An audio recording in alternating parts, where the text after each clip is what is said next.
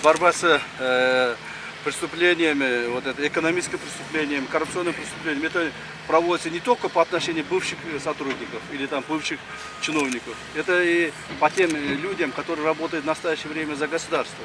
Это чиновники, государственные чиновники, которые занимают определенные должности, и в том числе наши сотрудники также имеются.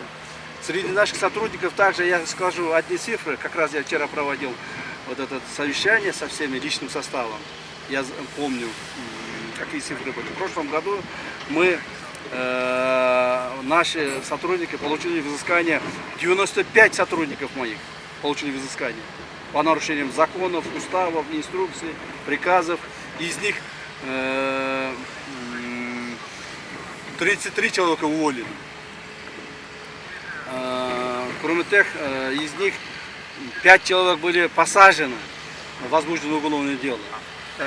А в этом году, уже по итогам первого квартала, уже было нарушение зафиксировано около 30 раз.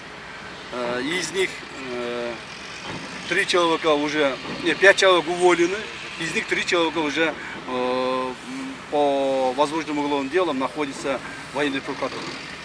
Вчера ночью мы задержали своего сотрудника, я могу это и открыто сказать, чтобы там всем было понятно, это капитан Друсалиев был, который долгий отрезок времени постоянно вымогал деньги у предпринимателя. Так? У предпринимателя.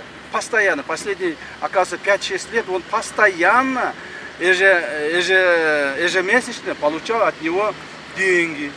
Но в последнее время, когда он, оказывается, раньше работал в Джалабаде, мы его перевели в центральный аппарат.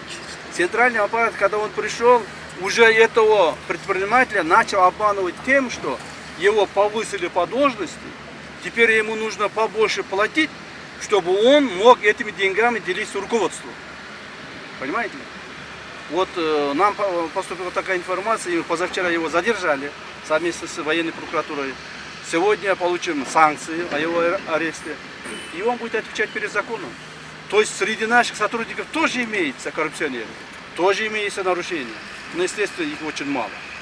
Естественно, их очень мало, потому что последний опрос, вы сами знаете, опрос ИРИ, по-моему, проводили, что самое большое доверие среди государственных служащих, народ сейчас доверяет ГКМБшникам.